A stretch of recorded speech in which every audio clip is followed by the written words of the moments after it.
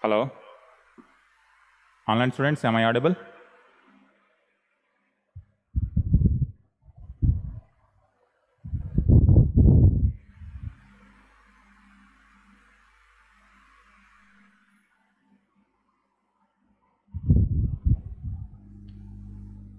Can you give some names of Paleolithic?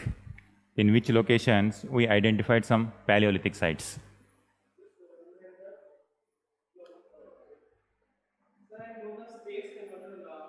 हाँ हाँ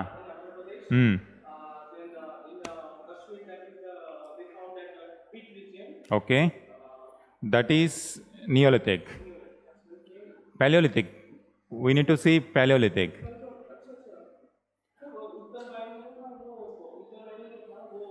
हाँ उत्तर बाइने हाँ Paleolithic.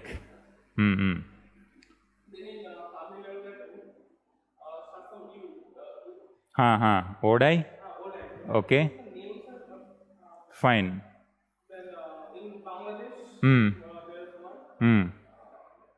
Lalmai. In Tamil Nadu there is one more important site. Could you recognize? It starts with A. Attirampakam. Okay. Then okay, in Rajasthan. Didwana. Okay. In Madhya Pradesh. Adamgarh. Now these are the Paleolithic stage up to 10,000 BC. Large tools were utilized by these people, and these people were having very harsh environment because that was also the Ice Age. After Ice Age, around 10,000, 12,000 BC onwards, climate change started. Little bit warmer climate started, and as a result, people got new ideas and also new ways of subsistence. That led to change in the complete subsistence pattern. Suppose if we don't think Mesolithic, after old Stone Age, we have to talk about new Stone Age. That is called Neolithic. But anything in our history, it is not going to be a single event. It's a gradual process. That's why in between we have Middle Stone Age, that is called Mesolithic. So Mesolithic means Middle Stone Age.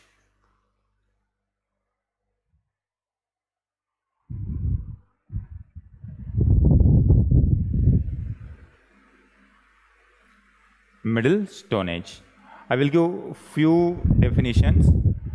Just you write that.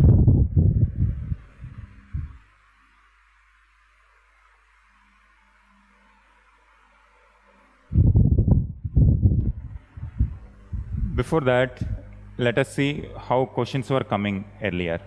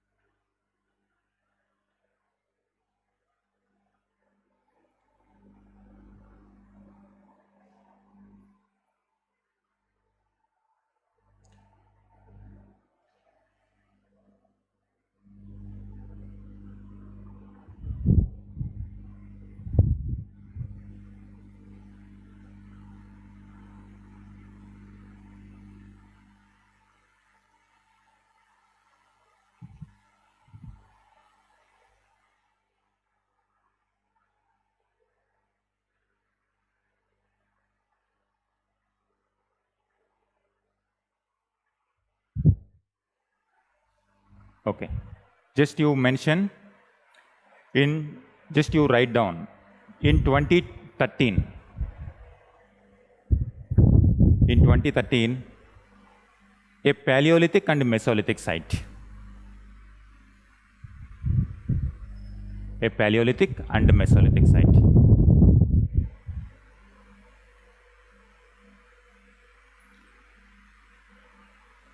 In 2013 itself, second question, a Mesolithic site.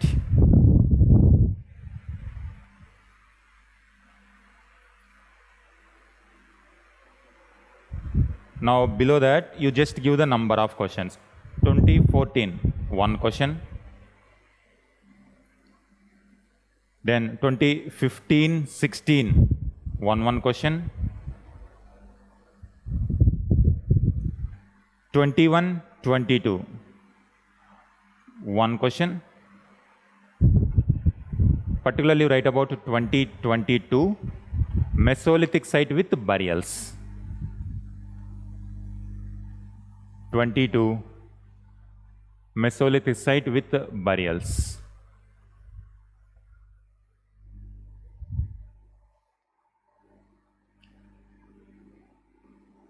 In 2022, just you give the number second one. Do you identify in which state that particular site was there? Uttar Pradesh. This is the one. So this is the location. So likewise, in different states, different Mesolithic sites were there. Just if you identify correctly, 1 mark. Out of 2.5, 1 mark compulsory. And only you need to write 30 words. You will get 1.5 mark. So there is no chance of cutting down the marks. Out of 2.5, you will get 2.4 if you identify right one.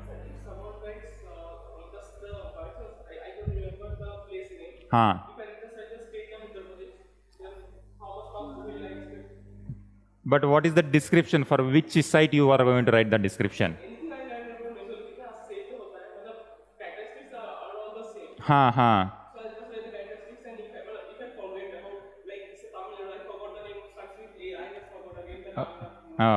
Atiram Pakam.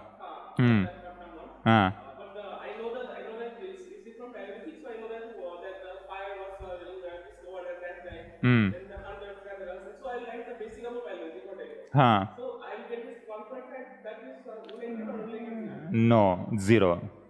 Because unless you identify the exact one, broad description for which site you are going to write, it is not 0 marks only. Unless you identify it, then only description is going to be right one.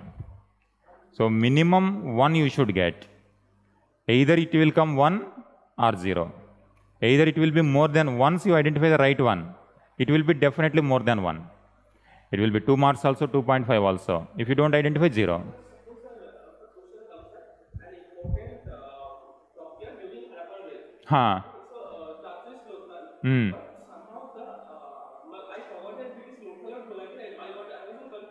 Okay.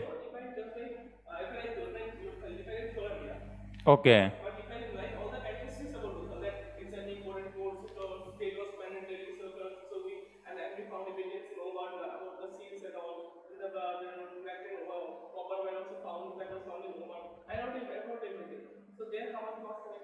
But site name, which site name you are going to write? Instead of Lothal, okay. But I know everything about Lodhal.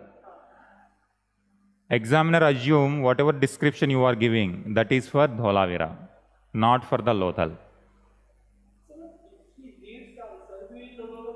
But what is the first line itself? You are going to give the name of the site.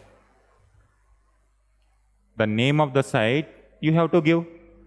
Once you give Dholavira, that means whatever description you give, that is about Dholavira, not for anything else.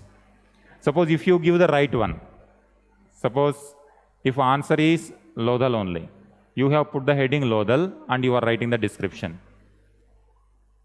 Examiner assumes whatever description is given for Lodhal only, not for Dholavira. Similarly, if you give the heading Dholavira, whatever answer you are going to write, that is for Dholavira. Again, 0 marks only. That is why it is very, very crucial.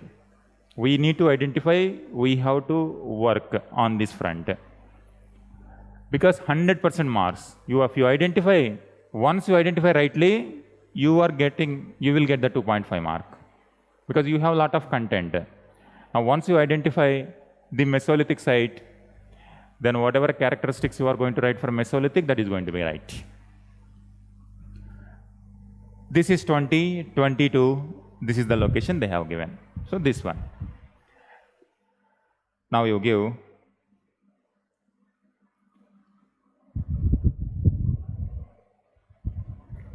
First you give the heading climate.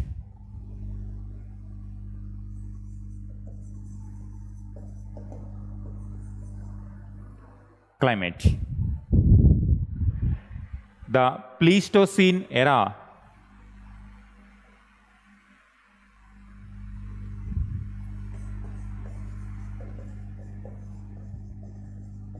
The Pleistocene era made way for Holocene. Pleistocene means Ice Age.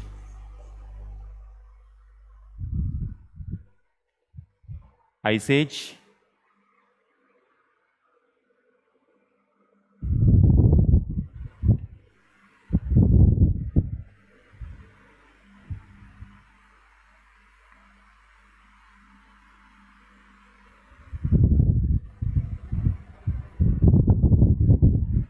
About 10,000 years ago.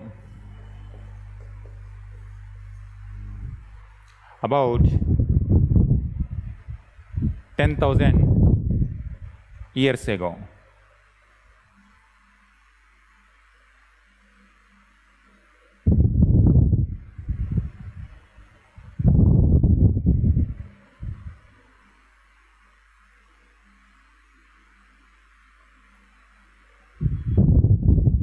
Many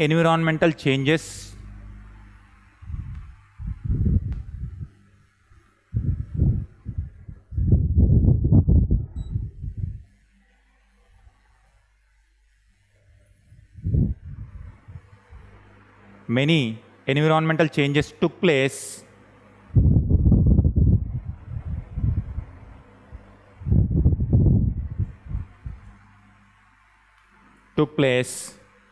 during this transition.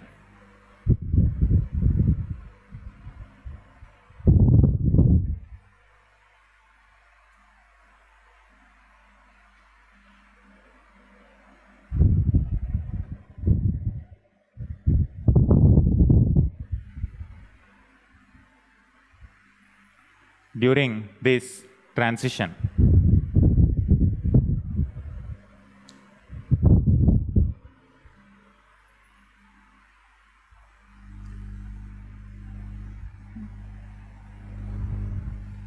Next you give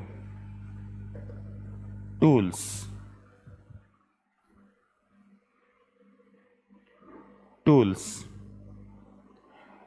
Now for Paleolithic, do you remember what type of tools they used in lower, middle or upper? Or you remember anything, if you remember anything? Yes.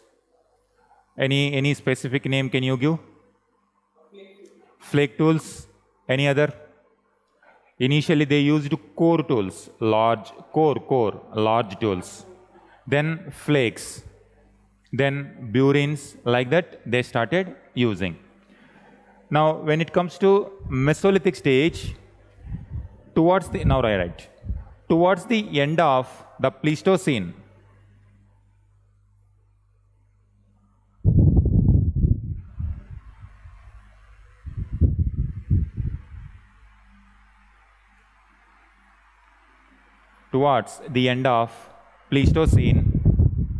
there were certain changes in the stone tools.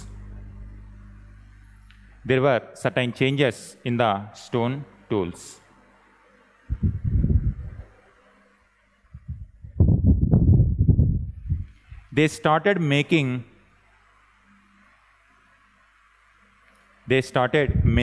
and using very small tools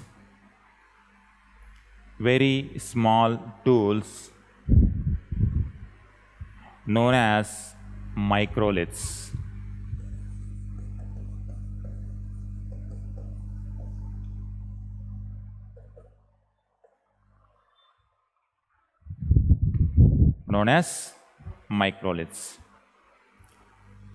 Now, with these small tools, what kind of economy they had?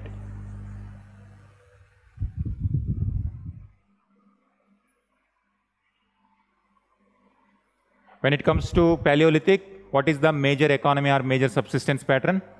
Hunting and gathering. Now gradually they are shifting now. The Mesolithic economy,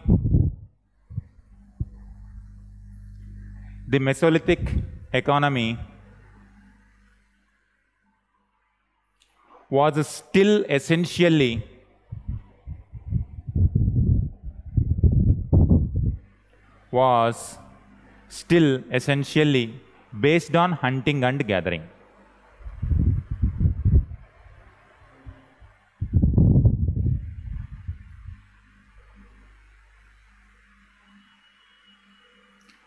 But they also started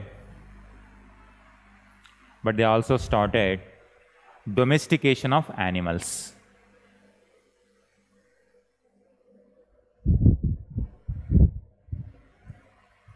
Domestication of animals. Some sites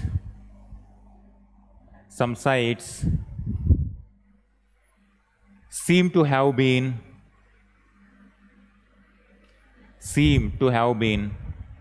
semi-permanent settlements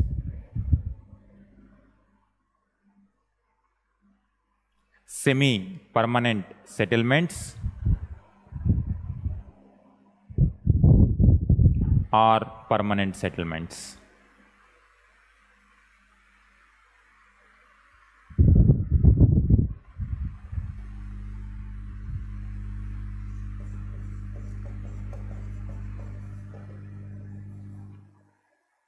Next to give pottery. Pottery was absent.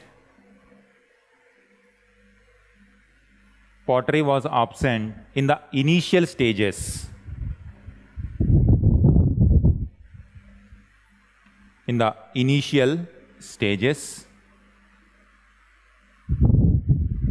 But in some of the sites,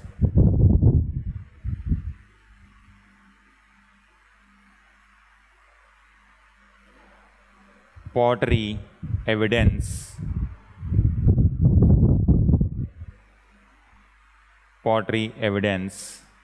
came to light.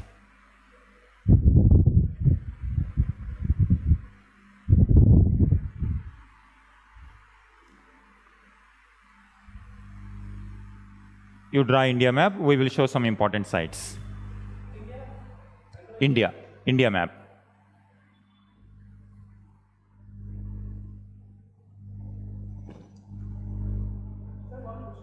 Stone Age in India is in the same time period with the Stone Age of other African region and is the timeline differs?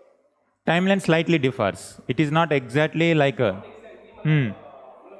How much? Like is it of some thousands of years, or is it? For example, Paleolithic, up to 12,000 everywhere, because across the globe, this Pleistocene era, it started changing. From Mesolithic onwards, it gradually changed. Thousands of years. For example, in some of the places, Neolithic started at 9,000 BC itself. In West Asia, 9,000 BC itself. But in India, what is the first Neolithic settlements in India? Around 7,000 BC, Mehergarh. So that is 2,000 years difference is there. And when it comes to other parts, for example, Mexico, for example, China, in those places around 6,000 BC, 5,000 BC, like that it started. So a few thousands of gap is there. Within Indian subcontinent also, you are going to see the difference. In northwestern part of India, 7,000 BC. But do you know in Jammu and Kashmir when agriculture started? Agriculture started means Neolithic age started. That is around 2,500. And when it comes to South India, around 3,000 BC.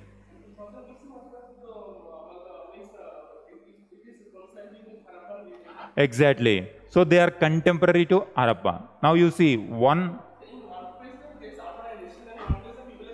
still living in the hunting and gathering, and just, for example, now you take the example. If you take Mumbai on one end of India, western side of India, you take exactly opposite side in Chhattisgarh or Odisha. Tribal people still So you see the same, even in 2023 also, 21st century also, we see this difference. Now in those times, change is very gradual, very slow. In one part, they were living in urban areas. In one part, still no settlements at all, or just hunting and gathering, or just agriculture began. That is why, very good question you asked, because here you will get one confusion when I say later. Now you don't, right? These places, Neolithic, I am saying around 3000, 2500 BC. But these sites are also called just not only Neolithic.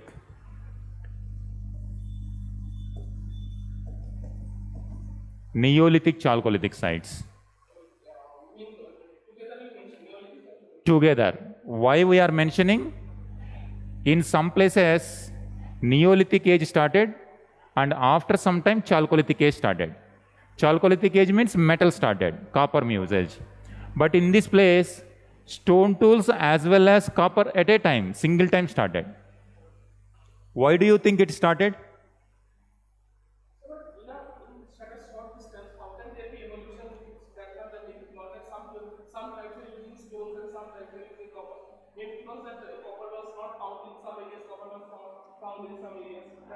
That could be, and also now you see in Indus Valley civilization, they already started, they even gone beyond copper.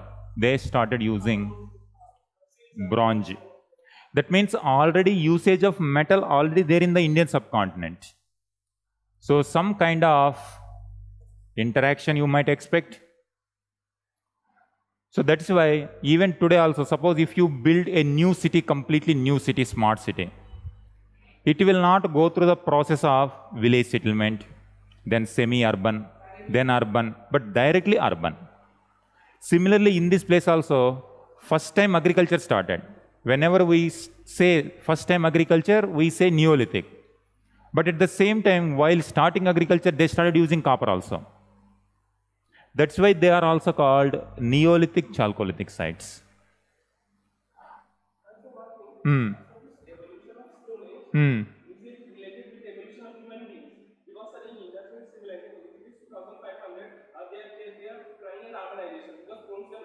Hmm. Hmm. Yes. But in South India, like 300 or 500 kilometers away, they are still using their stones. Hmm. So, sir, we can interpret that the people have evolved not only in the mental way, but also in the physical way. Because of the bricks they created and all that, at the 4:2 ratio, that means they think the math was right. They had multiples of 16 way. Yes. But in South India, in those Deccan. they use the stone. So, can we interpret that in this civilization, people are already Homo sapiens, like while there are still Homo habilis or Homo erectus at that point? No, no, no. All people are Homo sapiens only. How can, but because Homo habilis to Homo erectus and that brain का भी change होता है ना, brain also gets evolved. हाँ. Homo sapiens is known as the wise man, thinking man. It's Homo sapiens are लोगों को कैसे known as people there.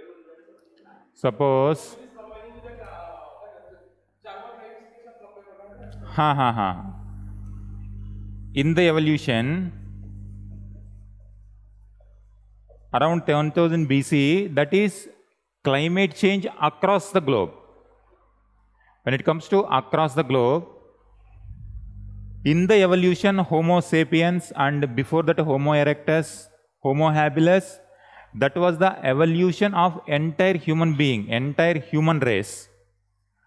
That was happening across the globe. Because the environmental changes are more or less common to entire globe. After 10,000 BC, humans evolved into Homo sapiens sapiens stage.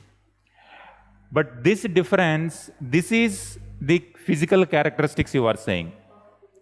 But when it comes to cultural characteristics, it is going to be different. Culture may be, some people are culturally advanced, some people are culturally not that advanced. But both are, for example, if you say different races. Race is different, race. When it comes to Indus Valley civilization, different type of races. For example, Negroid race also there, Mongoloid race also there, Proto-Australoid races also there, but all belongs to Homo sapiens only. That is in the biological evolution.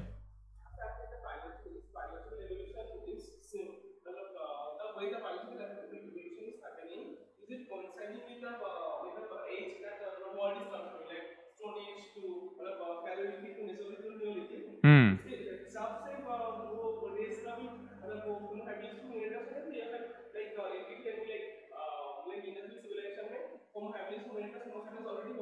हाँ हाँ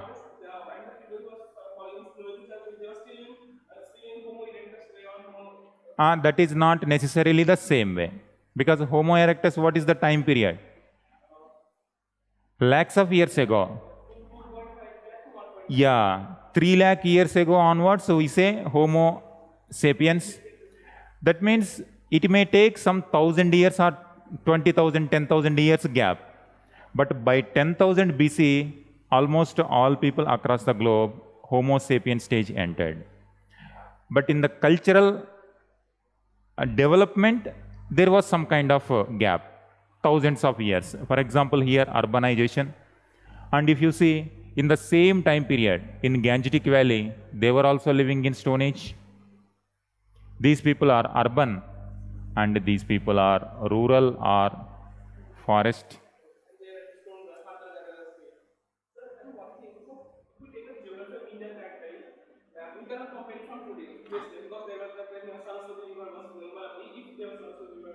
Hmm. Hmm. Hmm.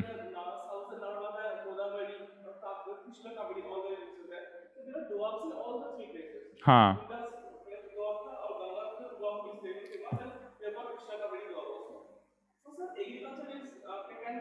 Hmm.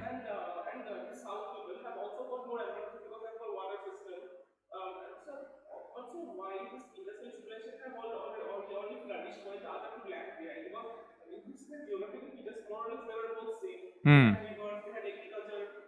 Hmm.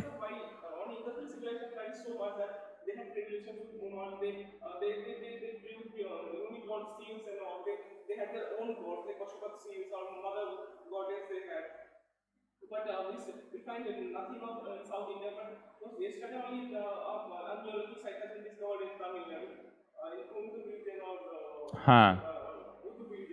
Hmm.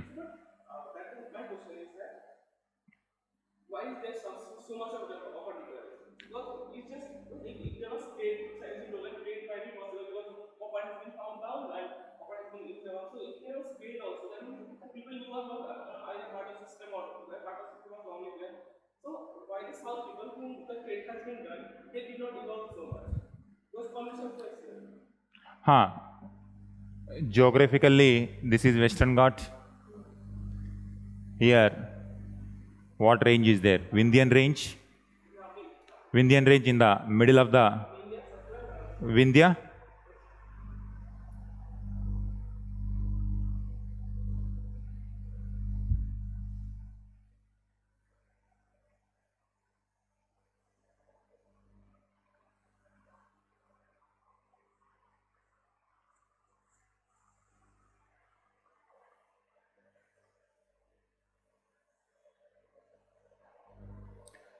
This is one barrier. This is one barrier. And moreover, this is rain shadow region. Rain shadow means lesser amount of rainfall geographically. Seasonal rain, only whenever monsoon comes, only possibilities there. And even during monsoon also, this side more rainfall, that side less rainfall. But when it comes to this is plain area, full of water, more rivers. At that time, the amount of water availability even more, because after exploitation of this soil for these many thousands of years, today it is appearing as a desert. But that time it was very fertile. dense forest. When it is dense forest, so the soil fertility is more. And moreover, this side also developments were going on in West Asia. So whatever ideas that are coming, they were gradually, slowly penetrating into different parts. So when it comes to early Vedic time period, in this location early Vedic, and later they shifted to this location. Geographically, it moves like this, and it takes time.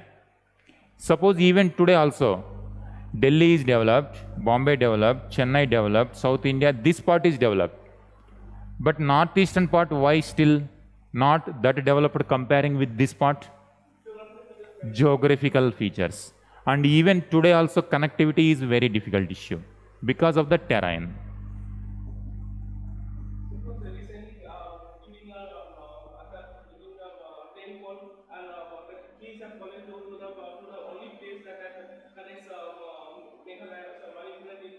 Huh.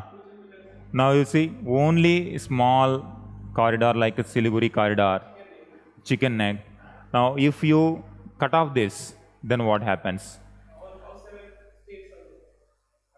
They are going to be aloof. Now this side also Himalaya, this side also Himalaya, so now this part is going to be isolated. Even today also, even with this kind of advancement, still we are seeing that difference. And in those times, percolation of ideas takes thousands of years.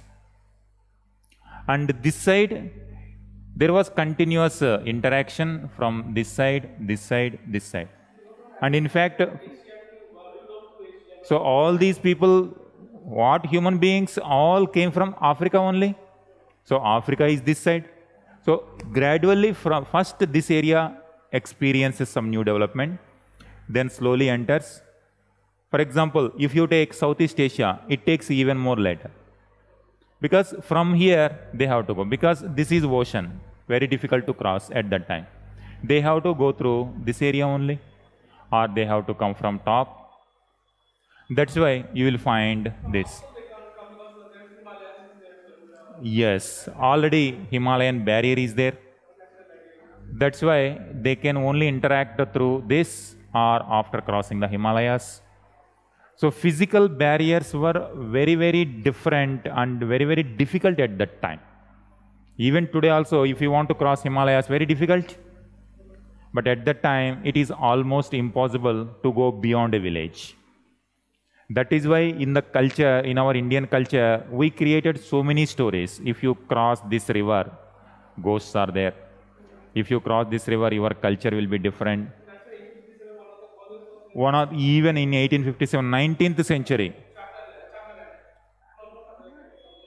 in 1857, General Enlistment Act, yes. Now you see, in 19th century itself, we are believing, even today also we are believing in our society, then in those times, it was very difficult. That's why the percolation of ideas is slow.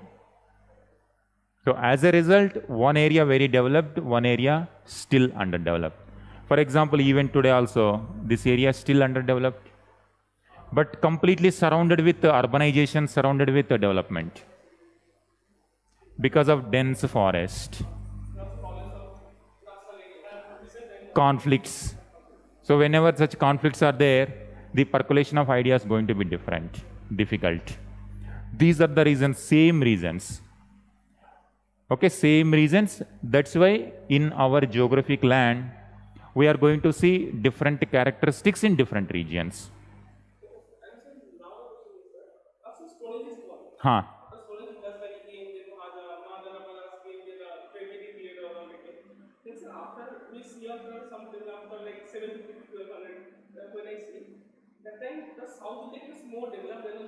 Huh.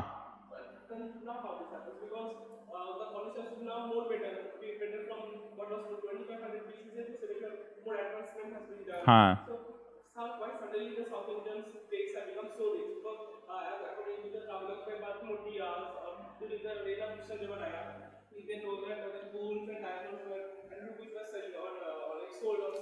Ha ha ha.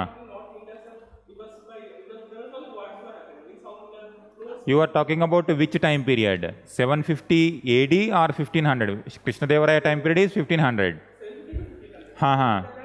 Ha, okay. Suddenly, why the South India did so much that they got a huge amount of temples and more of Tamilas were came to South India than in North India. North India was a tutorial thing in South India, and also from Portugal and from Dutch, the people came. So why suddenly they got attracted to South India, while the North India was and comparatively was better developed than that. Ha. Actually, this was one question also, previous year question also. The real culture of India laid in Deccan part of in early medieval time period. What are the reasons? You will find these reasons. Yesterday, while discussing about chapters, syllabus, we have discussed one table, socio-political economic. So one is political. If political stability is there, development take place. If political chaos is there, always most of the time people are fighting for the power, or that disturbance will not make the progress in the society. When it comes to whatever time period after 750, very powerful monarchs were there. They gave very stability to the society. And they were ruling for very long time period. For example, Amogha Varsha, Rashtrakutas. Almost more than 60 years he was there. And Cholas, each and every monarch was a very powerful one. And they gave so much stability to the society. Even today also, if our governments are stable, then society move in advanced forward direction. But if our political system is chaos, then all the dissidents or all the secessionism, Naxalism, terrorism, these things will emerge. That's why stability should be there in the political setup. And also because not only political but also the religious conflict was there because Then, religious reasons. because the invaders as they were from different religions and they imposed their religion to our Huh. even a particular set of religion, Buddhism was there and In this part, Bhakti movement was emerging. Why Bhakti movement? There were some kind of social evils, and Bhakti movement tried to relieve people. So this has given integration in the society. On one hand, political stability is there, and naturally the social integration is also emerging because of new ideologies. Bhakti movement is an ideology. Bhakti and Sufi movement, gradually it entered there later. First Bhakti movement, Alvar, Nayanar tradition started in this. Then it entered. Adi Shankara came from Kerala. Ramanujacharya in Tamil Nadu. Madhavacharya, Nimbarka. You see? And gradually it entered into this location. Ramananda, Chaitanya, Shankardeva. Now you see, when Vedic traditions were there, in this area there was no Vedic tradition. Vedic tradition percolated down. But later revival of this Vedanta entered once again from south too. So this is how Indian culture is integrating northern part and southern part. so while this part was reforming itself, that part like the western part and the northern part they were only fighting against because that time the Mughals also emerged and then That time is, you are talking about, you have to specify the time period. Okay, okay. And there were continuous conflicts, migrations, conflicts. And before that, Arab invasions, Turkish invasions, Mughal invasions.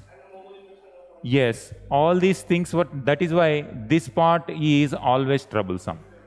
Even today also this part is troublesome, Afghanistan, Pakistan area, because it is the mixture of ideas this side and this side.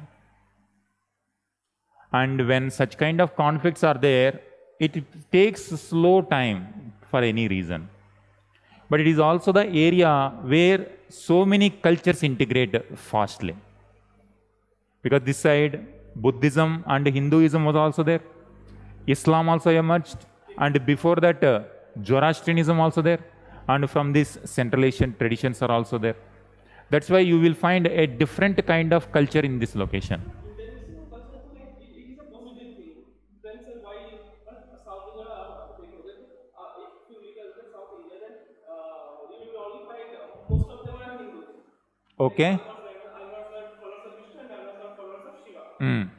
So our religious homogeneity was there. Hmm. But in the northwestern part, Hmm. there was not clear security was there because you find Jainism, Buddhism, then Islam, then Zoroastrian, Hmm. Hinduism was already there. Hmm. So sir, in the intermixing one, उसका भी positive approach को आना होगा मतलब positive approach को there should be a positive approach. But why there was always this negative thing about Northwest? Northwest negative in the sense in which dimension? Did you close that?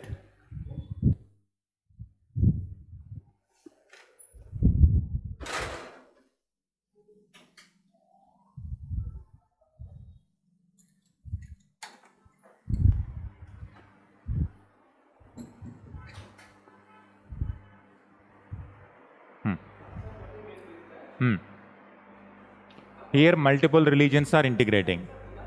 Hmm. Ideas get exchanged, Hmm. ideas मतलब एक idea not imposing way, Hmm. interexchanging way. Naturally integration. Hmm. That means naturally that areas becomes far more intellectual. Hmm. And if a place becomes more intellectual, there is more development because they have more way to think. So there are so many thinkers at that time. Islam, Sufism also emerged from this Right. area. Right. Brahmanism was there, Buddhism, the idea of the non-violence. So there is no ideas. Or to ज़्यादा मतलब there should be more stability, there should be more peace. Because intermixing ideas हो रहा है ना, हाँ. ideas हो रहा है. You are right. When there are so many ideas, progressive ideas, this also should be there. Political stability also should be there. You take Ashoka time period. If political stability is there, when new ideas emerge, conflicts also emerge. But only when political stability is there, that region becomes a place for all ideas. Otherwise, that region becomes a region of conflict. Akbar time period, many religions were there. But whenever there is a weak ruler, these religions, they start fighting against each other. And even today, for example, in West Asia, Sunni, Shia conflicts are going on. But wherever strong political setup is there, you will not find those conflicts. Differences are there. That's why this also there and this also there, and another one is society. Society should be tolerant one. If society is not tolerant, conflicts become common. And that's why if this is the intolerant society, these differences will become very strong and they split the society. Yes, that's why a strong political system should be there. That's why, Trapod, what we learned from history means today we need political stability. Our constitution gives freedom of religion so that society becomes tolerant. Every person has their own choice. They can follow their religion, they can follow their ideology. Still, they're all subscribed to the Constitution of India that is giving political stability. And when you don't have such phenomena in other places, for example, Pakistan, the birth of Pakistan itself started with dividing the country. And that ideology is still creating trouble there. The same ideology became dominant when Bangladesh was created. Because this side one culture, this side one culture. This side Urdu, this side Bengali. And when these people wanted to have identity, when you try to impose your identity, conflict arises. Ultimately, it results in the split. So this question that I asked, it might also be that the invaders that came, they tried to impose their religion instead of accepting the religion that is accepted accepting the beliefs and practice of the people that are already prevalent. So that was also maybe the cause of an instability while in South India, the rulers as well as the populations, the majority of them followed the same religion. So there was an conflict because there was no imposition. There were just different sects. Because in Hinduism there were different sects. One Brahmanism, one Vaishnavism, one Shivaism, one others. But Yes. Islam, the Vedas, they are many Islamic people, and they are very one. They are not very sects like Shia Sunni, but they follow the same God. Not unlike Hinduism, they follow different gods, and also this can also be this reason because the Vedas try to impose their religions as well as the religious practices on the people of already inhabiting India instead of accepting their ideas and views or maybe intermixing of them. Yeah, it depends on the how strong you are politically. If you are encountering with a strong ruler, then once it also believe that whatever idea they are bringing, if they believe that is superior, then gradually that advanced idea is going to percolate in the society. So it multiple angles. One is political, and when it comes to South, the ideas always takes slowly enter into South. Because Islam also, for example, even much before this area, Islam entered this area through trade route. During the time period of Prophet Muhammad, 632 AD, the death of Prophet Muhammad. During his time period, established Islam, but this region was always having trade relations. Even before the rise of Islam also, trade relation was there. Indus Valley civilization and Mesopotamian civilization, trade links. And after that, Iranian Empire and Indian empires were having trade relation. That trade relation, geographically, we are proximate.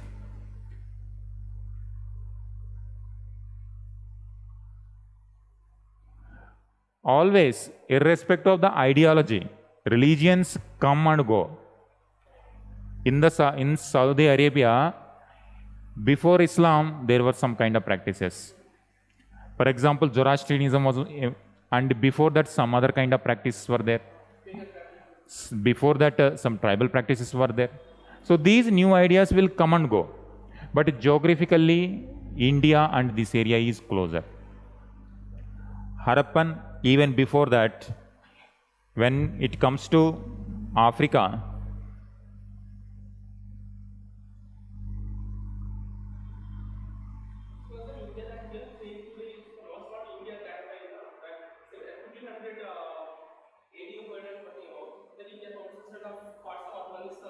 Huh. Hmm. How can you if you ask that, how can you link between that time and this time?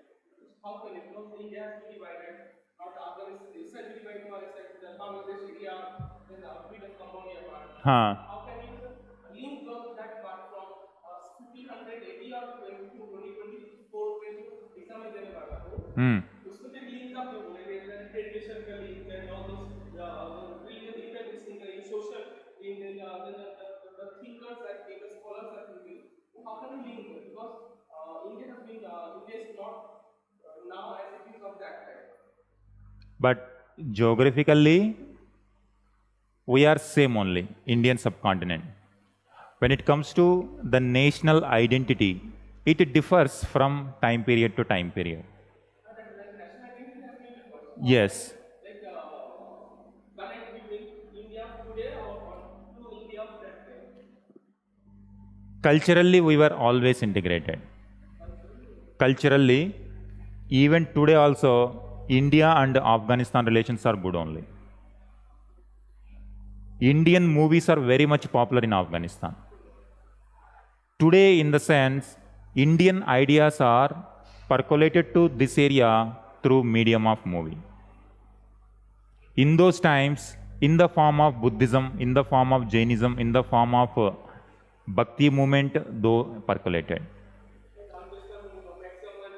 Yes, and that time it was the ideological exchange. It was the ideas were going. But later, they accepted a different religious identity, and here most of the people have different identity, but still our culture in 21st century or 20th century, for example, if you take movies, and they are very much popular. Why they are popular? Because they see some kind of commonality, common root, and whatever they see, they also identify that their lives are also like that. Their way of culture is also like that. Religion may be different, and that's why our food, our culture, our practices are still encouraged or accepted by Afghanistan still. And even Pakistan, common people also still accept that. But when it comes, yes, but when it comes to the political, this is how you have to see this angle. Political identity is different, the cultural integration is different. And India, USA, for example, people have different relations. And when it comes to national identity and when it comes to national priorities, their foreign policy is going to be different, our foreign policy is going to be different. But when it comes to geographically, they are close. For example, India, Sri Lanka, India, Bangladesh, common people have so many similarities. Only religion identity may be different, but the way they look is same. The way they dress is also going to be same. The practices, the language, for example, Bangladesh, they also speak Bengali, and this side also Bengali. Language is connecting. Tamil, Buddhism in Sri Lanka, and here also. Cultural integration, this is what we call in international relations soft power. Hard power means military. Soft power means the cultural commonality. If you have cultural commonality, it is very easy to influence the decision making. Globalization is different from yesterday to today. But yesterday, I mean, 750 to 1500, globalization is 71. So, Yes. True, true. so how is globalization is different from today's time to yesterday's time? Like India's policy, India's globalization policy of today to as compared to the medieval period of time. When India was trading Iran or maybe Dutch and Portuguese speak, that is globalization happening. So how can we? In one of the features of globalization, that time and this time is speed. That time it was happening at very slow speed. But today it is happening in the fraction of seconds. Someone tweets in USA that is having impact in India. Immediately, in seconds. That kind of speed that was not there earlier. And the ideas exchange is also very fast. Technology exchange, very fast. Whatever is happening on the other side of the globe, now immediately we are also knowing. And whatever is happening here, they are also knowing.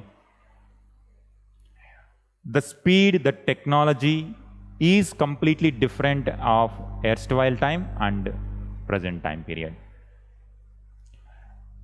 The dimensions are going to be the same that time and this time also, but only the speed at which they are percolating is different completely.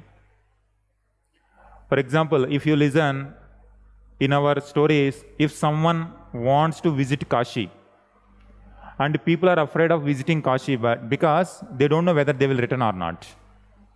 Because they have to travel by walk, and once again they have to come by walk, and in between so many forests are there, rivers are there, and they have to cross all these odds.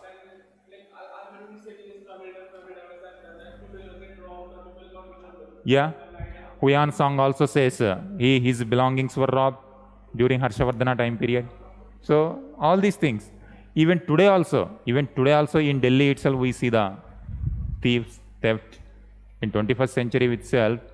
So this is the condition. Now in those times, all these physical difficulties were there. That's why the ideas used to exchange very slowly. And this sea area is close to this particular area. As a result, human beings started migrating from this area. It is natural that this area is going to become Neolithic settlement. Neolithic age emerged first in this location in 9000 BC itself. and gradually we see around 7000 BC. That is how ideas are going to percolate. And once these ideas reach here, it is going to be different kind of feature because of this geography, the people, the practices, everything is going to regional characteristic.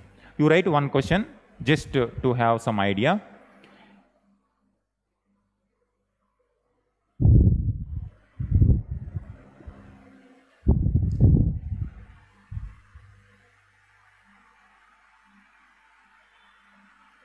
Delineate.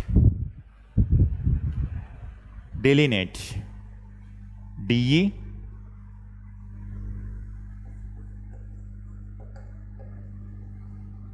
just a second. DELINE.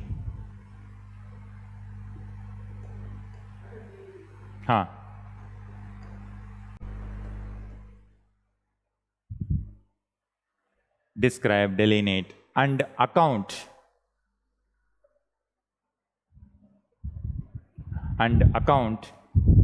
For the regional characteristics. Regional characteristics of the Neolithic period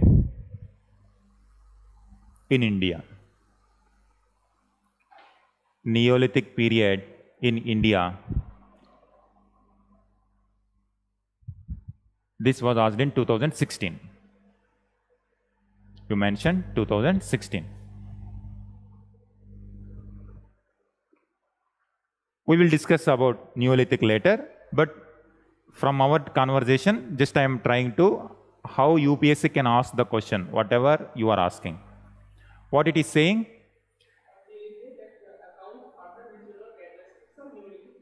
Neolithic period.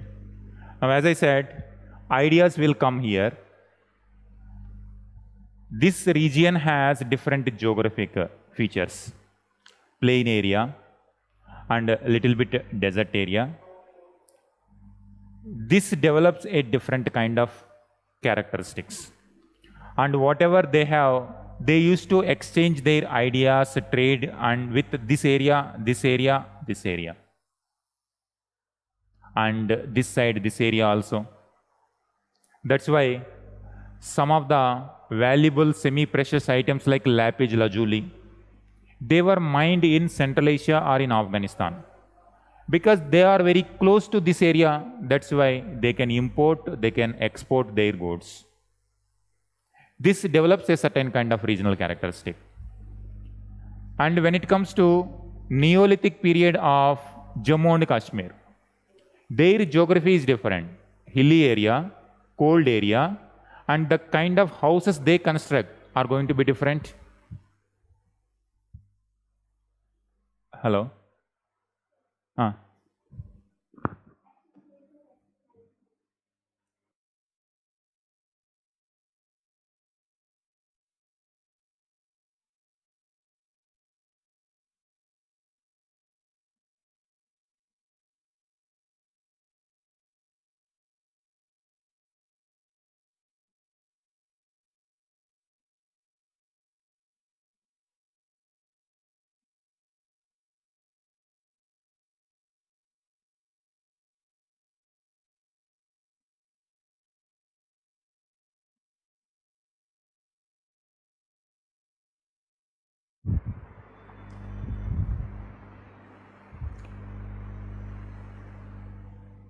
This is cold area, the kind of houses, that's why they created pit dwellings. They dig the ground and they lived. Why they lived like that?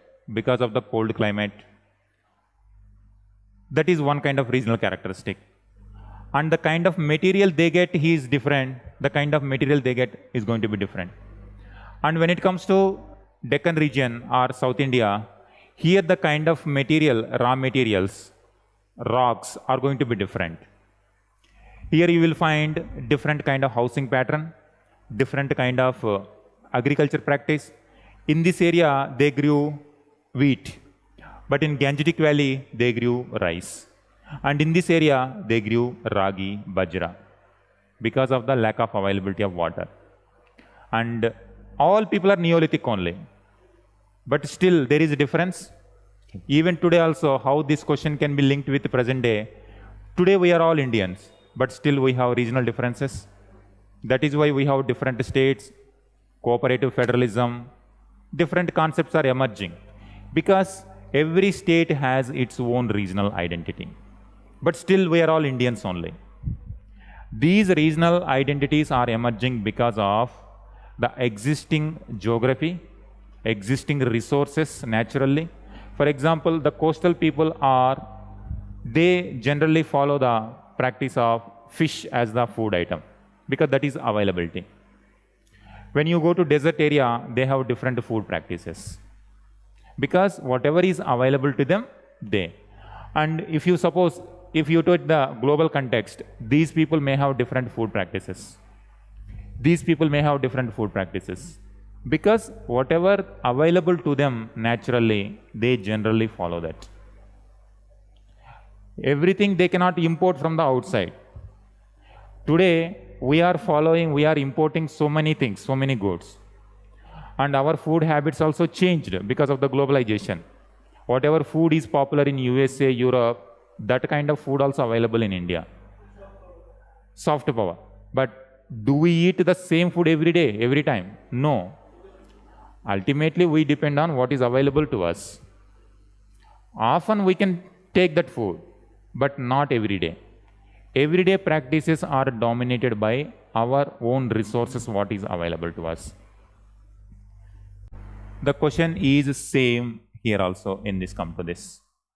Likewise, in Mesolithic time period also, similar kind. That's why this differences. Few thousands of years difference why it comes means because of slow percolation of ideas. Okay, now we'll continue to the Mesolithic.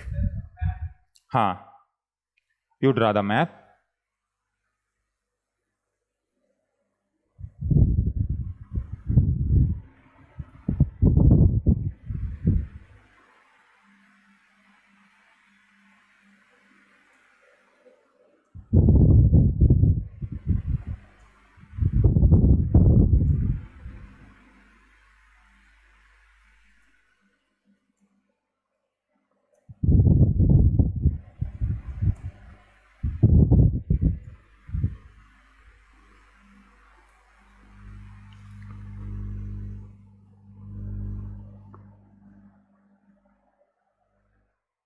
Draw the map.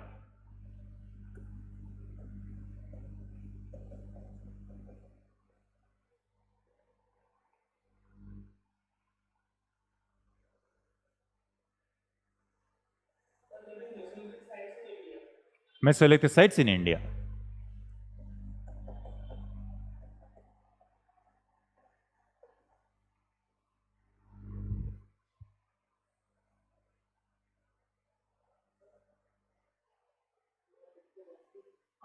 This side. Go.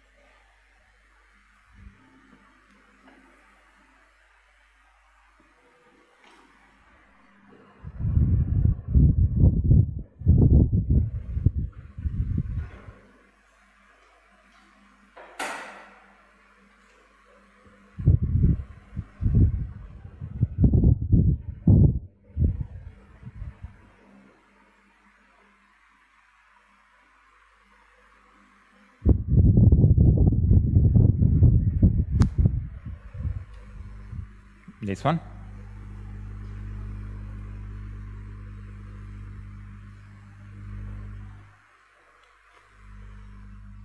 This area is having so many Mesolithic sites.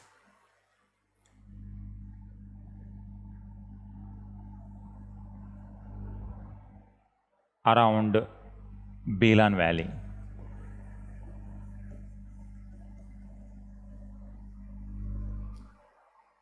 This is a river around present day Prayagraj, Allahabad.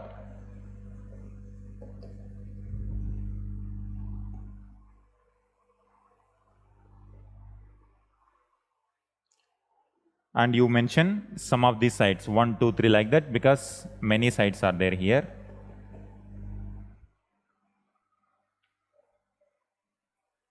You just give a list of like this.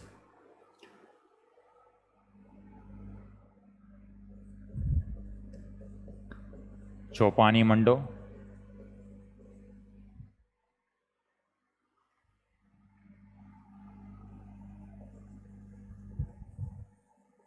Mahadaha,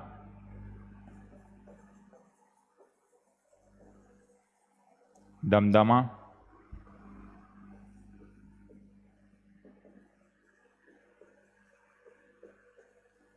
Sarai Narharai,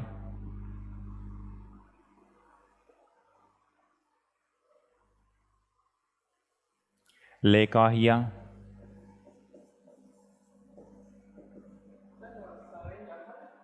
Rai, R-A-I, Sarai, Sarai Nahar. Just a second.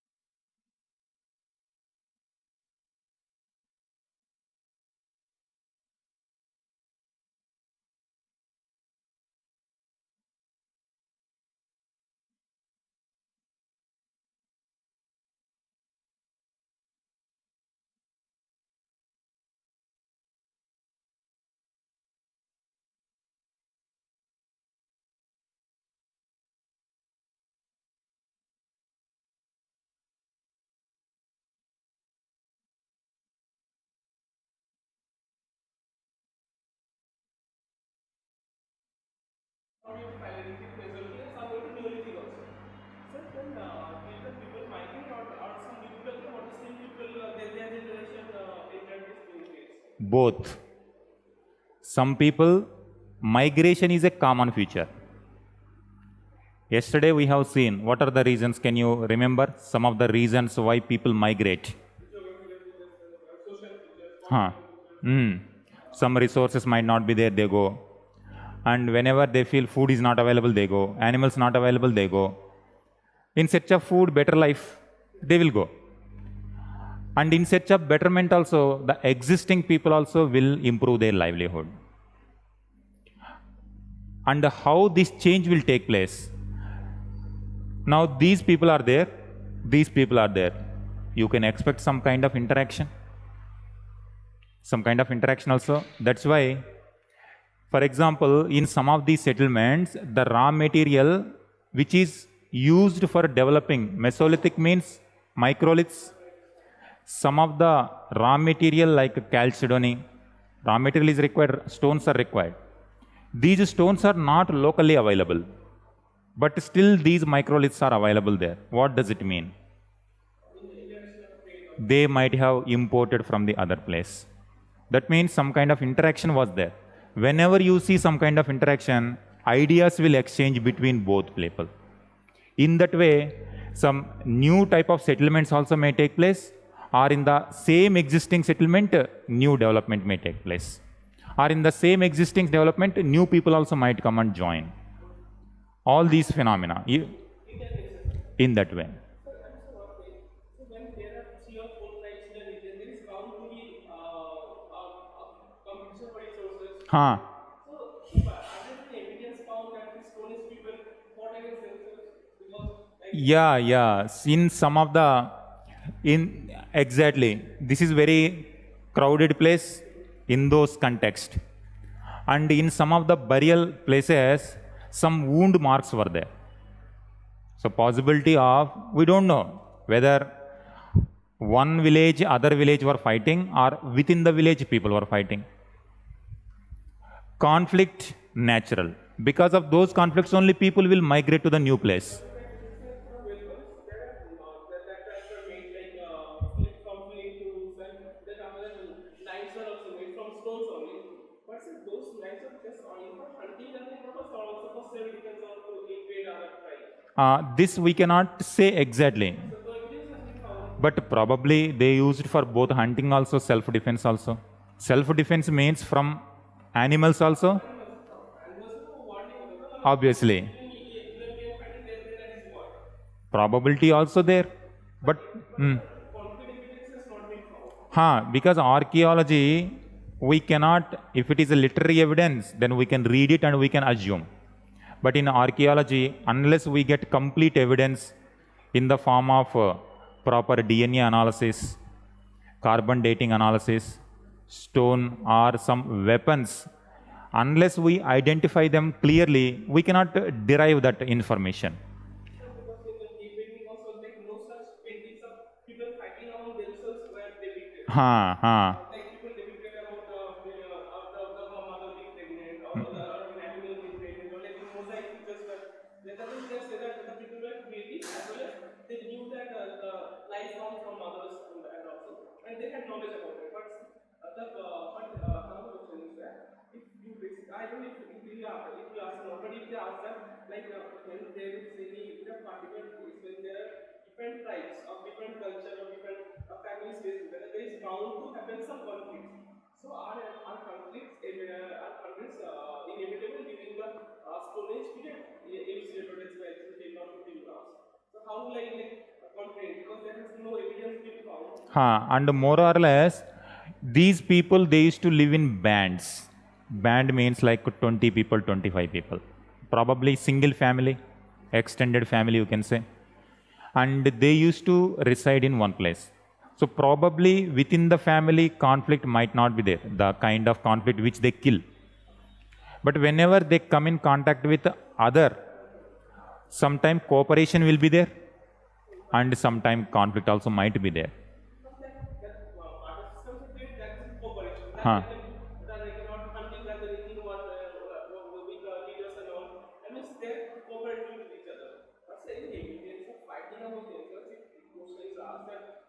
Highlight on the conflicts Ah. So how will I take the right terms? Generally, with respect to Paleolithic Stone Age, it will not come. But when it comes to Vedic period, it may come. Because we have some kind of evidence, or at least some vague evidence which we can argue. Some fighting is there, some fighting not there.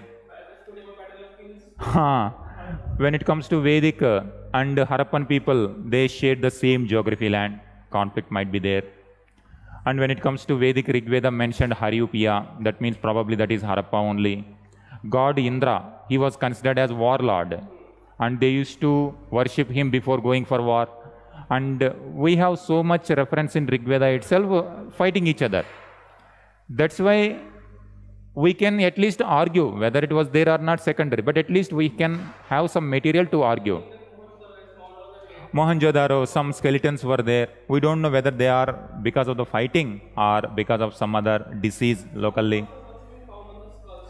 Skull also. That's why whenever there is there, questions will come.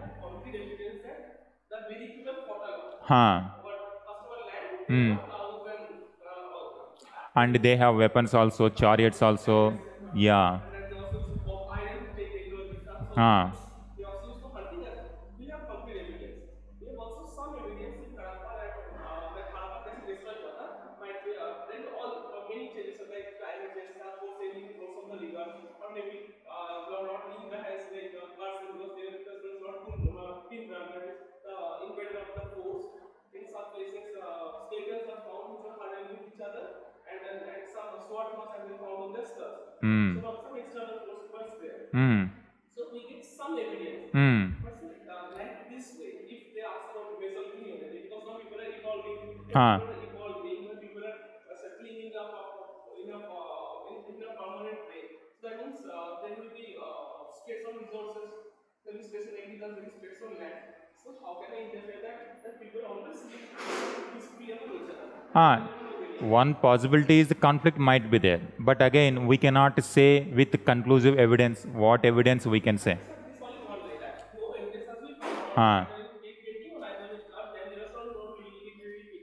And moreover, that time, today we have so much population, less resources. But that time, population is very less. Resource also, more resources are there. That's why probability. Population is less. But the price will be more. But still, like human nature is like you get more. Definitely.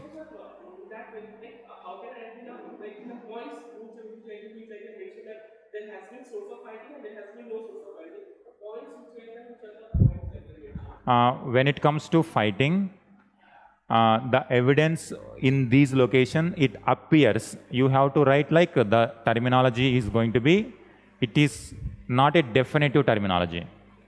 It appears some local conflicts are there. Unless we get the further evidence, we cannot definitely say that there were some kind of tribal wars.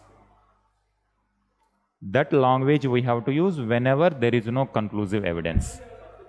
Yeah.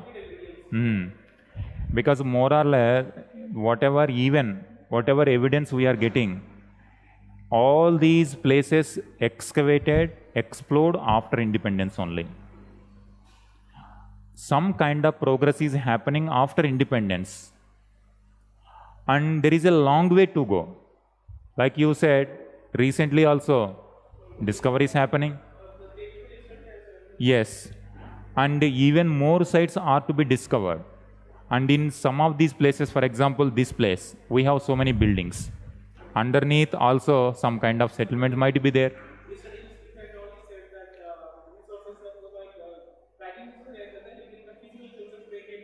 Buried, washed away. There will be, settlement might be here, but due to rain, it might be washed away to this place. As a result, and in this place already some new settlement village settlement, urban settlement, towns might have merged. So below this ground, we have some other evidence. That's why archaeology is a relatively young one in the Indian context. Unless we find a lot of evidence, we cannot really say conclusive, because this is one of the, when it comes to sources, one of the limitations of archaeology is this only. In literature, we can identify these. But when it comes to advantage of archaeology or limitation of literature is, in literature they may exaggerate. Small tribe, for example, Mahabharata. How many people were there in 800 BC, 900 BC? But the way we are dealing with Mahabharata is such a big level. So some exaggeration, that is the limitation of literature.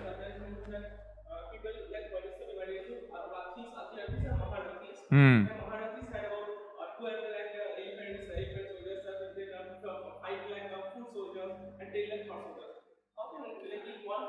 So as a UPSC student, how you have to give the evidence? You have to compare that time period with the Mauryan time period.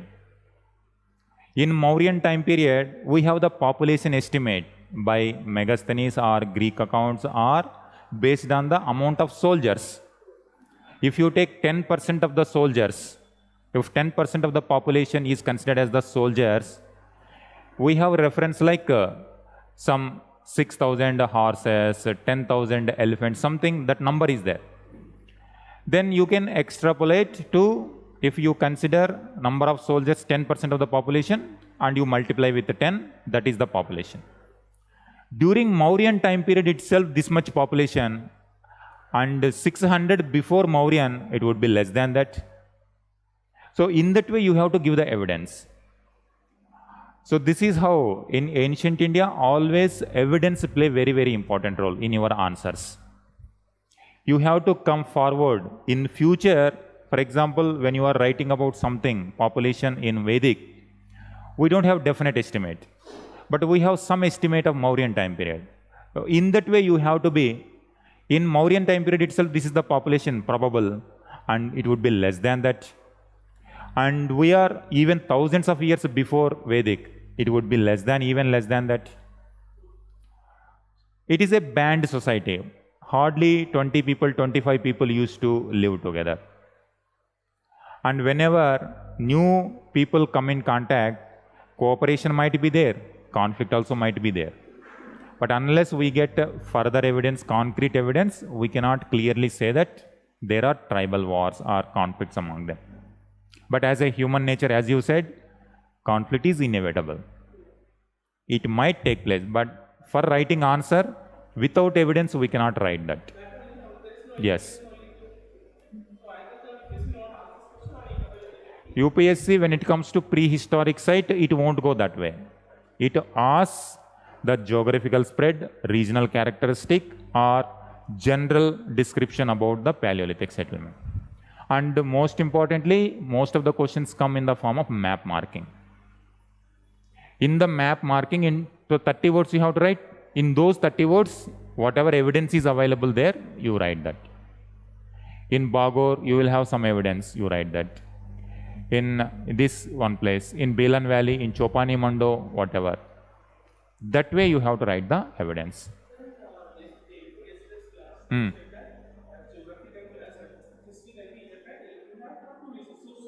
Huh.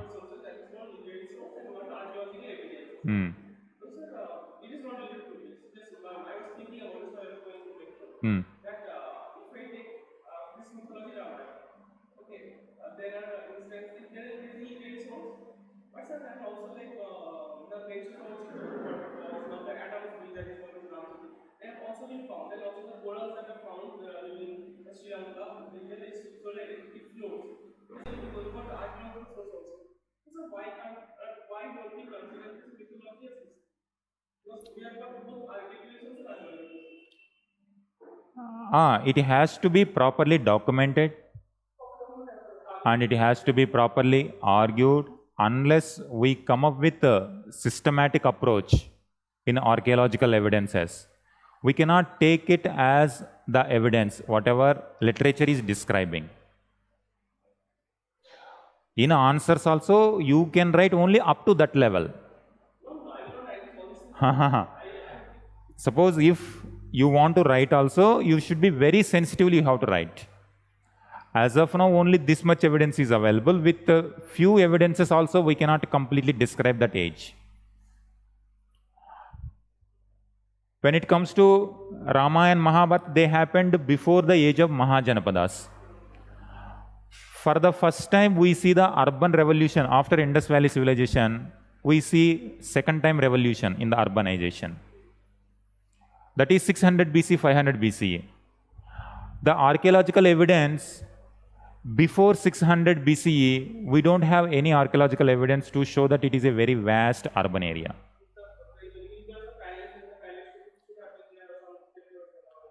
Because this is Mesolithic, and hereafter it is going to be Neolithic settlement.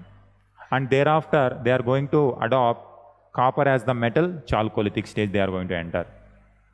And thereafter Vedic people are going to come. In later Vedic time period, that is why in later Vedic literature you will find Sanskrit words along with Munda tribe words also. Because in Chota Nagpur place, today also Munda tribe is there. They follow their language, and some of these language terms entered into Vedic literature as well. That means some indigenous people who are already settling much before later Vedic people, they integrated some of these ideas into the Vedic literature. And who are these people? These people. So since Mesolithic time period, continuous settlements are happening. But today, India is overpopulated everywhere. But that time, population was less, resources are more. But interaction was always there. That is why these interactions, what evidence we get? The Munda tribe words in Vedic literature. Some of the beliefs of tribal people in Vedic literature. For example, Atharva Veda. It has many beliefs of non-Aryans. How it is possible? Because of the interaction. The words are interacted, and these entered into Deccan also.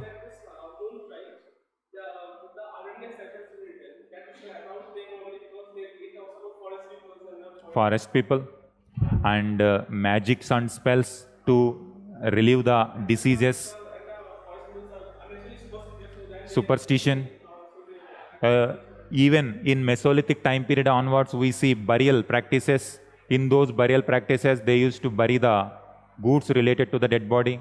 That means in the next life, they might be having some kind of belief that in next life, these goods, whatever food items they utilize, that may be required in the next life.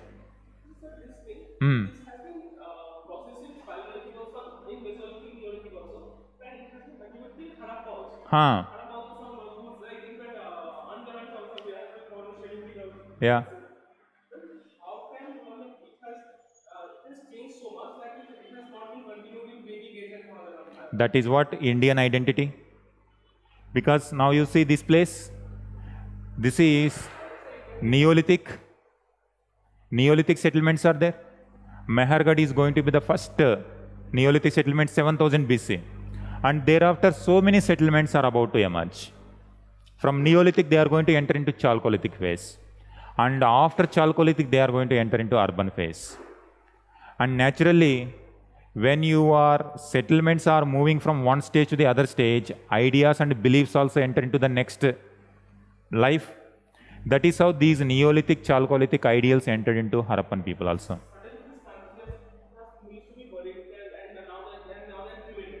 Huh. This phase, and then also in duration there's no other things are there. In the Harappa sometimes it is found that the skeleton of dog and of cat is also found. And outside the man who is In Burjaham, dogs were buried along with the. Yeah. But since you can it be referred that because of the trade between Egypt and India, because the Egyptian beliefs also because at the Egyptian civilization, Harappa civilization, we have evidence of, proper evidence of this side, this one. With Mesopotamia and Harappan civilization, we have evidence. But when it comes to Egypt, we don't have definite evidence. There is no definite evidence of interaction between Egyptian civilization and Indian civilization. But we have reference of Mesopotamia. But Mesopotamia is having relationship with Egypt. So that's why these beliefs enter into this, and these beliefs can come here. So in that way, you have to write the answer. Because of the geographical proximity, we have seals of Mesopotamia in, and we have Meluha. The term Meluha used by Mesopotamians, that is reference to Harappan people. And we have Harappan seals in these locations, in Dilman area, Oman area. So this shows we had interaction. When goods are interacting means people interacted. When people interact, ideas will exchange. That's why much before rise of Islam, these geographical areas are always connected.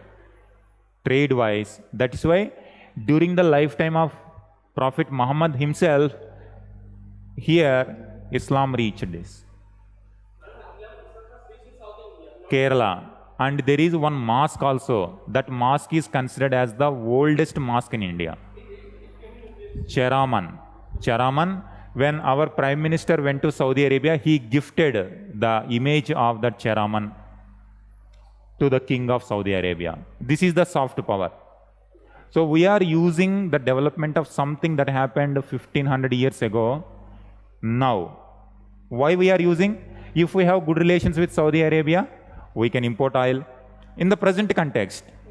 And with Saudi Arabia, if we have good relations, we have good relations with some other friends of Saudi Arabia. Powerful area. Yes. And India also we have. So we have our own issues with Pakistan, and this is a kind of diplomacy to secure our borders. And many Indians are living in Saudi Arabia. It is the welfare of Indians also. And Saudi Arabia, the people who are going there, they are sending remittances. That is important forex reserve. And that is important for importing oil, for defense equipment and other technologies. In the 21st century, this relationship is important. But what we are using? Our history. We are using our history for the betterment of life today. Cheraman Mosque. Chera, Chola, Chera, Pandyas, Chera. I will write.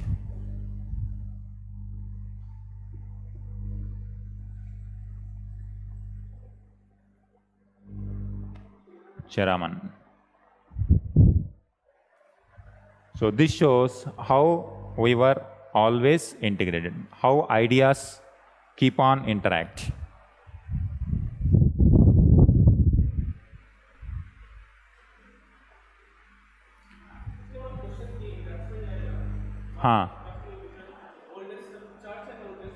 Oldest church came, so oldest mosque also can be asked likewise.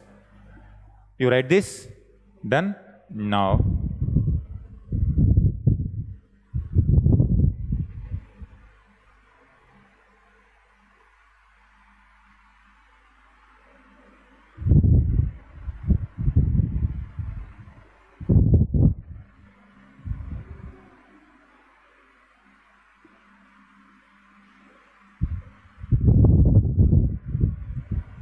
You give one table, because this is just for description. Only few sites we covered.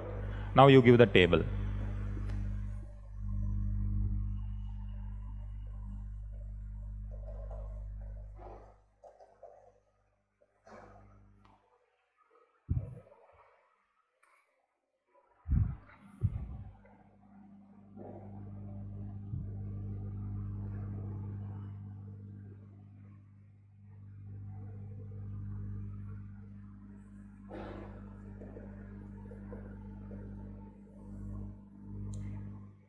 In Rajasthan, we have Bagor,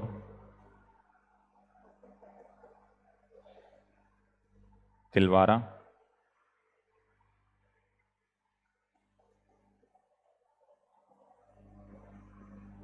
Ganeshwar,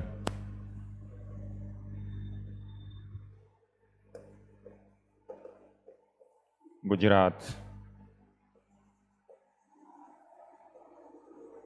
Langnaj,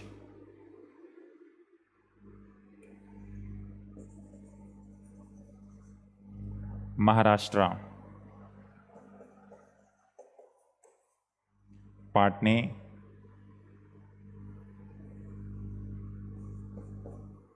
Uttar Pradesh.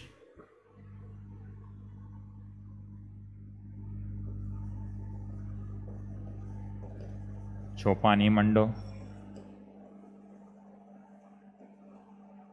Mahadaha.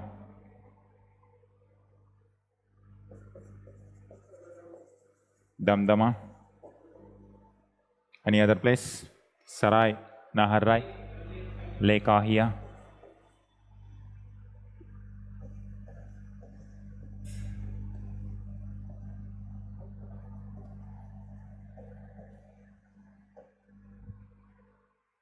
Sarai, Naharrai.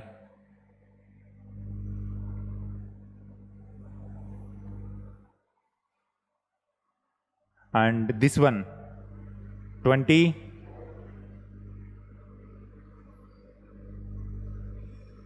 Mesolithic. UP. In UP, they have asked Mesolithic, and this Mesolithic is one of these. It is related to Sarai Naharrai or Chopani Mando, close to that area. Okay? Now, for this we need. Next one.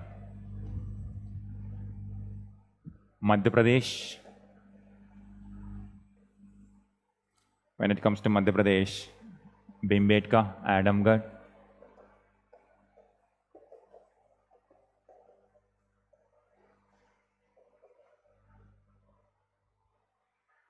Bhagor.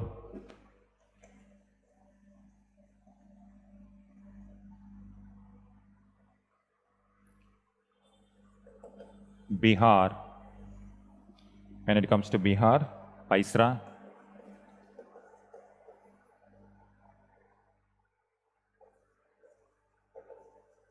Odisha. Kuchai.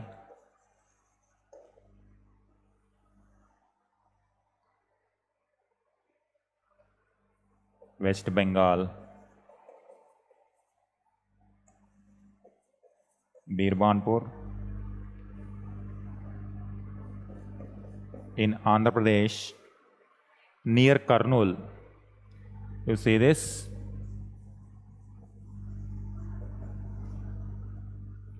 Muchetla.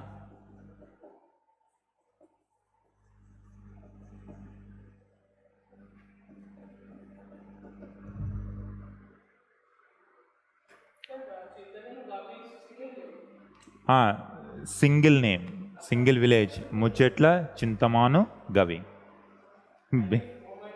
Big name. Big name.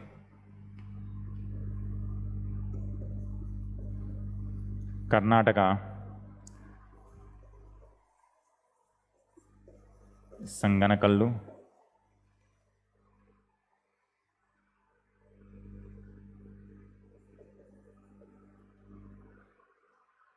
Sanganakallu.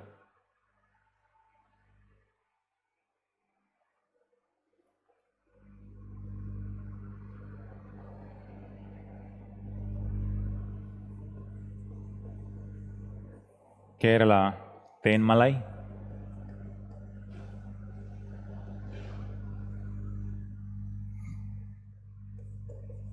Tamil Nadu, Teri sites.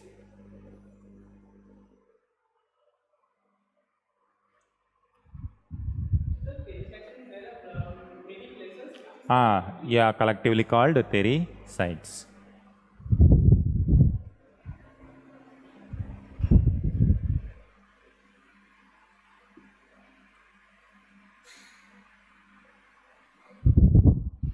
This how?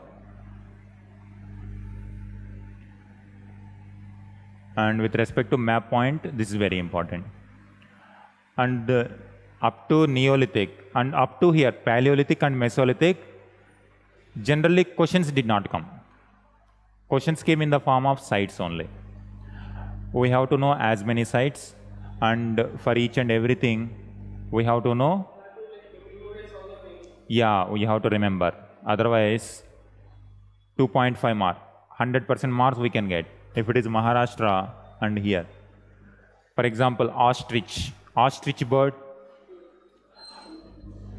In this place, we discovered the eggs of ostrich in Maharashtra, Patna. So that shows ostrich eggshells with designs, with paintings on them. At that time, the climate might be different. So that kind of evidence, you have to learn, that I will give the list of sites.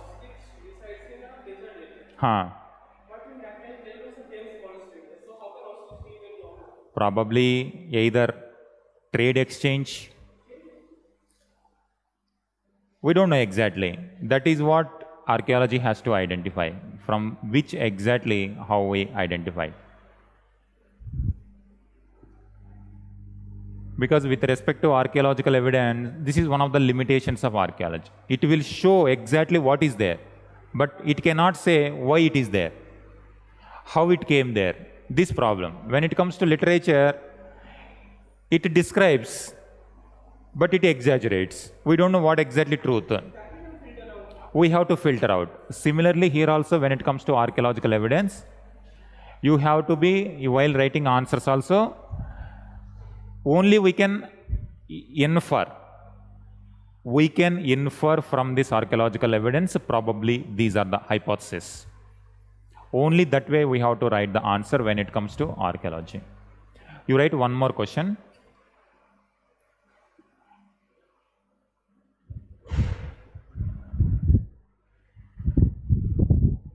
To what extent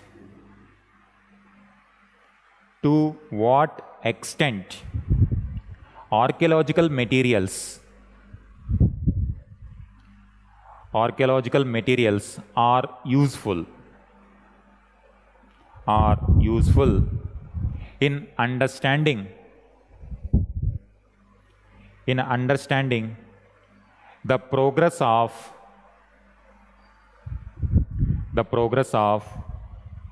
Neolithic man in India. Neolithic man in India. In bracket 2010. This UPSC question 2010. Now you see, whatever doubts you have, the question also you identify. To what extent? We are getting some evidences, but to what extent it is useful for us. Yes. So this evidence comes like this, but we don't know exactly. There are many questions. That's why we have to corroborate archaeological evidence with literary evidence also. Archaeology and literature always go together when reconstructing the history. Suppose if you go literally by Vedic sources, and the kind of Vedic society, the way they describe is completely different. But the way archaeology showed us is completely different.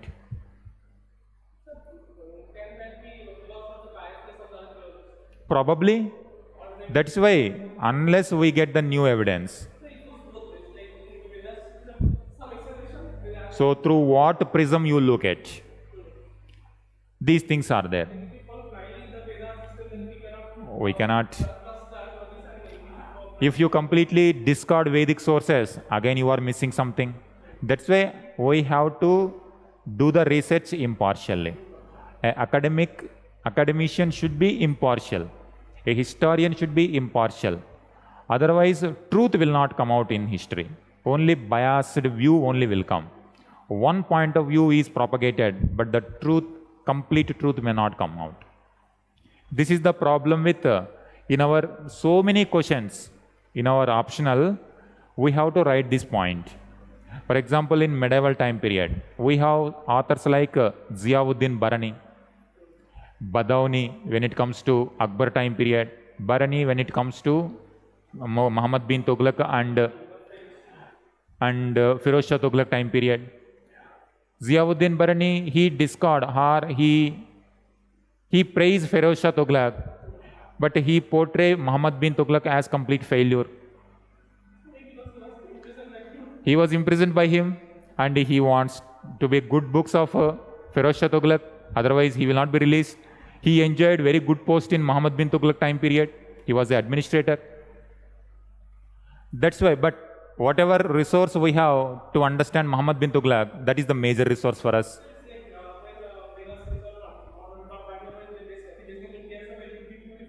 Huh.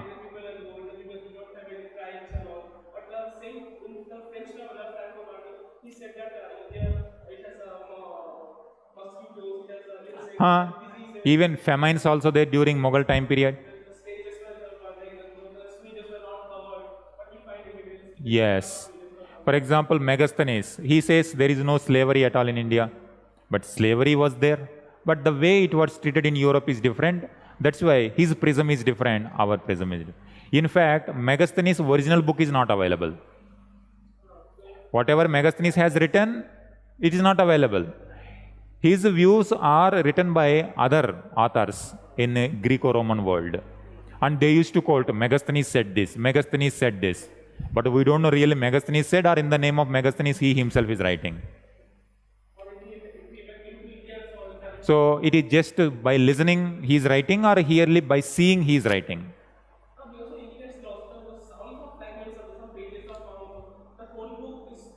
Not discovered with, and even Ardhashastra also till 1915 we could not identify. It was lost in the history. And somewhere in Tamil Nadu it was identified. Ardhashastra book. So now you see, Ardhashastra somewhere, that was the development happening in this location, but that was preserved somewhere in Tamil Nadu. And it was taken to Karnataka in Mysore library. The person who discovered it also don't know that that is Ardhashastra. It was given to library. And the librarian, he was going through that book. And while he was going through that book, he identified that it is one of the biggest treasures of India. That is Ardhashastra. And that way, so many such things are there yet to be discovered, rediscovered. Unless we find those things, we cannot clearly say. But as of now, whatever evidence available, we have to write those answers at this level.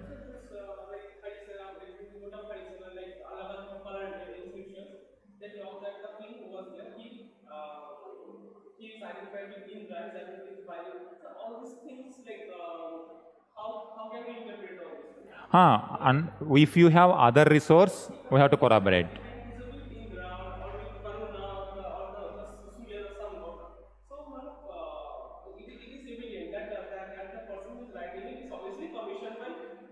King. Yeah. You have to write answer in that way only. There is a limitation to this rows. There is a eulogy. And same thing with Harshacharita, Banabhatta. He did not mention his defeat in the hands of Pulakeshin too. But we come to know about this fact from Ravikirti. That's why at one point of time we have one view is propagated. But if we get some other view, then we will question the existing view. While you are writing answers also, you bring all these evidences. So you read Upinder Singh, you write the same question, this question for Mesolithic. This question is for Neolithic. Whatever question I have given, this previous year question for Neolithic.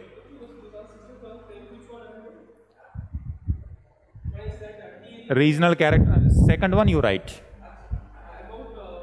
To what extent archaeology? First you read Upinder Singh, and after that you write that question. Tomorrow you write that question and bring.